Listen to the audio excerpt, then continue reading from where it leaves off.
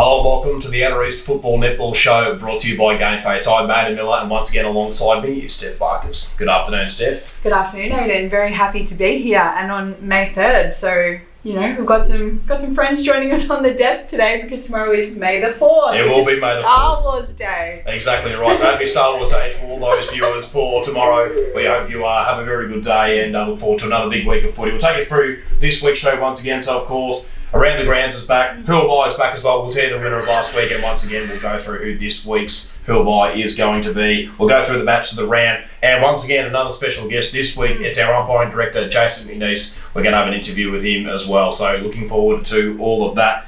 And of course, Around the Ground news, Steph, what are we looking at this week?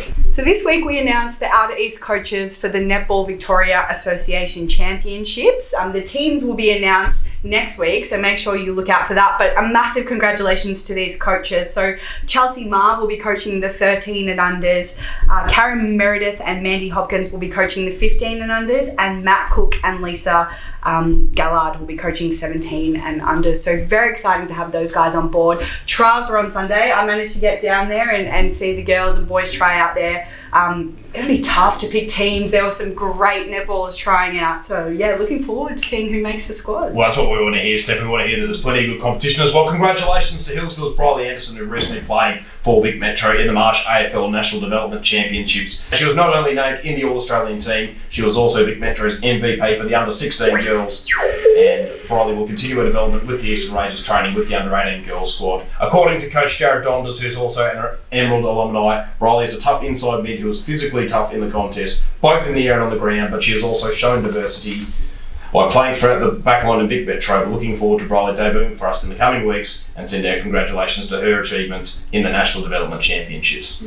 We're also seeking expressions of interest for junior interleague teams at the moment for both trainers and team managers. So if you have any interest in applying for those roles, we'll put Andy's email below. Please contact Andy. He'd love to hear from you. He can give you more information. And looking forward to receiving your responses there. We'd also like to seek expression of interest for the Women of the Outer East Advisory Board. The board supports Outer East football netball across 4 pillars: empowerment, opportunity, visibility and inclusivity. If you'd like to know more about it, please email Maddie Goff and she'll give you more details about it. Beautiful. And last but not least, the Toyota Good for Footy raffles live. So if you haven't already, register your club, start selling raffle tickets. The good thing about Toyota Good for Footy is that your club keeps 100% of the profits that they make off the raffle. And then those who do have raffle tickets are in the chance to win a ton of prizes. But I guess the standout, there's 3 brand new Toyotas up for grabs, which is huge, as we see.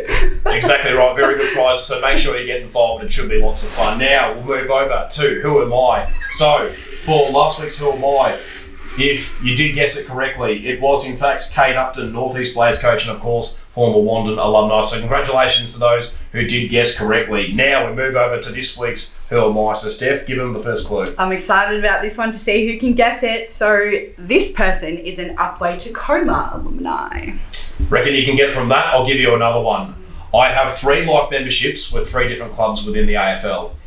And last but not least, I'm currently involved with my 4th AFL club as a head coach. And this club is currently the only club of the 4 that I've not won a premiership with. That's a very successful career there, obviously. Very, very good career. We're not going to tell you who it is, of course, but if you want to guess, make sure you comment in the section below. Give all your guesses there, and we'll announce who the winner is next week. And now we will move on to the matches of the round. Matches of the round. All right, Aidan, take us through your top games. I'm sure it was a tough choice, but plenty of good games throughout the week. We'll go through, of course, our matches of the round, and we will go through. We had a couple of draws this week, Steph, would you believe? Not one, but we had 2, in fact. So don't get that very often. We had one in the AFL as well, so just draws absolutely everywhere. But we will start off with our match of the round, which was between Narre Warren and Wandon, the grand final rematch of last year. The final scores 16-15, 111. Narre Warren defeated Wandon 11-7, 73. It was really close up until halftime, Steph, even at 3-quarter time, but the Magpies really just flexed the muscle in the last quarter and showed why they're still a strong premiership contender in season 2024. Kurt Mutimer had 33 disposals. Peter Gentili had 27 along with 3 goals, and Sam Toner also starred with 4 goals for the Magpies. For the Dogs, Chase Black had 24 disposals and Cody Hurst had 20. Aramala kicked 4 goals and Clint Johnson and Brody Atkins both kicked 2. As we now move across to our other match of the round, which was between Seville and Belgrave, the first of our two draws. Seville 10-11-71, drew Belgrave 11-5-71. This game was played on Anzac Day as well, so alongside the Anzac Day draw in the AFL. Mark Cesare had 27 disposals and Anthony Bernardo had 24. Ryan Farrow kicked 3 goals for the Blues. And for the Magpies, Chris Campbell had 21 disposals and Chris Westcott had 20. And Chris Campbell, along with those 21 disposals, also kicked 4 goals. So a big day there for Chris Campbell. Huge, absolutely massive day. Love that. Yep, we'll now look at some of the netball scores. So to start off once again, our match of the round between Narre Warren and Wandon. Really close game at Wastep. Wandon led by 3 goals at 3/4 time, but Narre Warren ultimately getting over the line by 3 goals, the exact same margin they trailed by at the final break. Grace Lolu had 24 goals for the Magpies, and Lauren Spinks, in the absence of Amalia Blake, stood up and got 33 goals. A really strong performance by her, but ultimately wasn't enough to get the Dogs the win. Now we move across to our second draw of the week between Monbulk and Mount Evelyn, the local rivalry. 46-all was the final score. Ellie Stewart had 25 goals for Monbulk, and Rory Barr had 30 goals for Mount Evelyn. So once again, second draw, 46-all, plenty of close results throughout the week. And we now move across to women's football. Steph, a couple of close games here as well. Firstly, Upwey Tacoma versus Linda-Fernie Cregan. A little bit of an upset, I thought this was, with Upwey Tacoma coming away with a 12-point win over the Bloods, the reigning premiers from last year. 5-3-33 were the Tigers, defeating the Bloods 3-3-21. Alexandra Bantock kicked 3 goals, and Phoebe Dixon kicked 2 goals for Linda-Fernie Creek. In our other matchup as well, Woori-Alec versus Emerald. The final scores there, Woori-Alec 4-5-29, defeated Emerald 2-1-13. Amelia Robin, Emily Spicer, Katrina DeCauto and India James all kicked 1 goal each. And for Emerald, Molly Webb and Sage Van Haren both kicked singles. And that is our match of the rounds for the week, Steph. Incredible. Thank you, Aidan, for taking us through that. And as you said, lots of close games. I'd love to see multiple goal kickers in the women's too. It's good to see. So very exciting. All right, it's time for our special guest. Aidan is going to be interviewing Jason McNiece this week. Obviously, the key reason that we wanted Jason on the show is because next week is Community Umpiring Week. We're going to be celebrating with the AFL all our umpires across football and netball, thanking them for their contributions to Outer East football netball. And stay tuned to hear a little bit about Jason and his role. Should be a really good interview, and I'm really looking forward. I've spoken with Jason a little bit before as well, and he'll have plenty of good insights into the key intricacies of umpiring, so stick around for that one as well. Well, Jason, thank you for joining us on the show today, and the first question I'd like to ask you is, how long have you been involved in umpiring, and when did you first start? I've been involved in umpiring since 1988.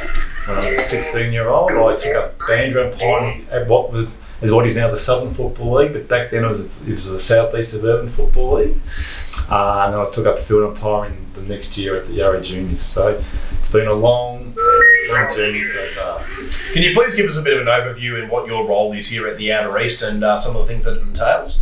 So my role as Director of Umpiring, I oversee the whole umpiring operation. So in terms of recruitment, retention, coaching, development of umpires, assisting our coaches to make sure they're developing in their own way, and providing feedback to all our umpires on Saturdays and all match days. Yeah, I'd also like to ask about the Community Umpiring Week, which is coming up this week.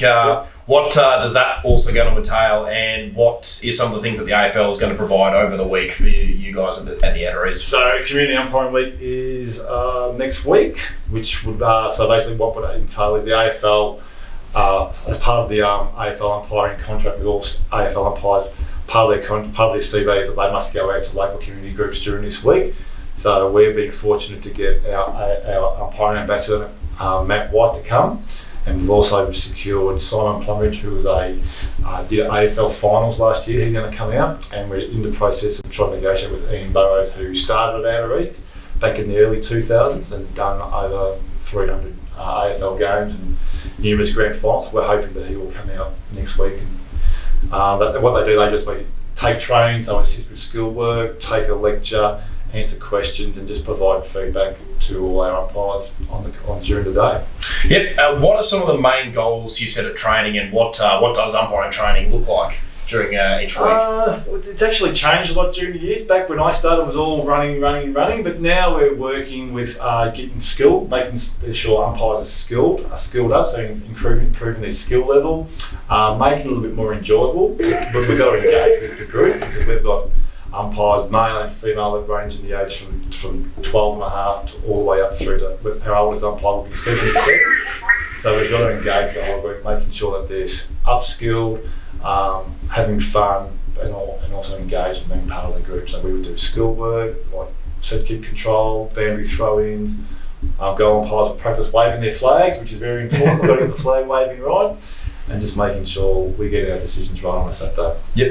The fitness part is really important, isn't it? Because there's actually been stats that show the boundary umpires actually tend to cover more kilometres per game than what the players do, and the field umpires are very, very similar with the players as well. So that is actually one thing a lot of people probably wouldn't know. It's probably one of the only sports, would you agree, it's probably one of the only sports in the world where the players have to hold a similar level of fitness to the actual player. The umpires have to hold a similar level of fitness to the actual players.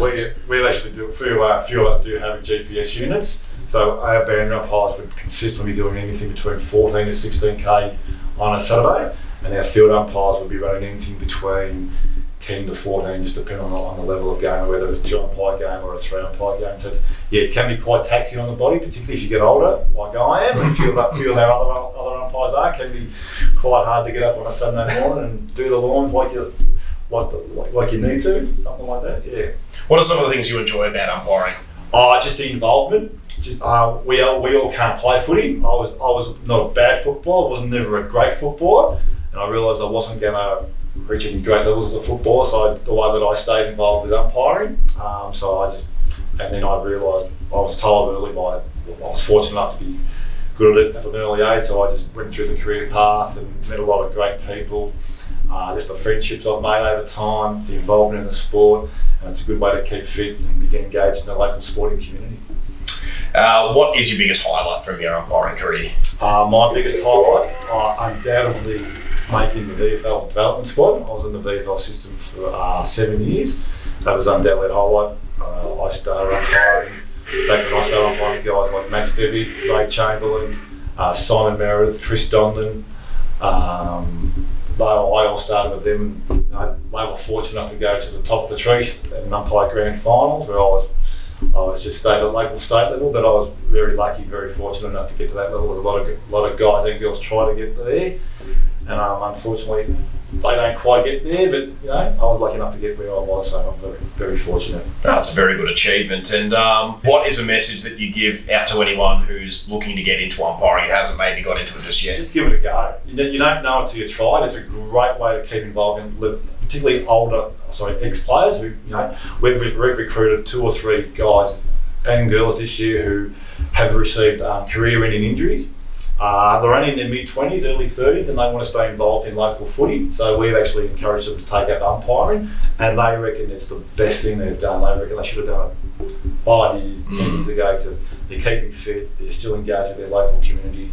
They're learning life skills, which they may not have learned in other sporting clubs, so it's a great way to keep fit. So, Jason, thank you very much for joining us today, mate. Some very good insights, and I'm sure a lot of our viewers will be better for all the knowledge you've been able to impart on them. So thank you very much for joining us. Thank you. Well, that's all we have for this week, and we'd like to thank you for tuning in once again to the Outer East Football Netball Show. Steph, thank you again for joining me as well. Thank you for having me. Always love being here. Yep, and for any of those watching the show, please leave a comment below for what you'd like to see, who you'd like us to interview. We're going to try and do as much as we can, so please, once again, leave your comments down below. And for all those tuning in, don't forget to get your game face on.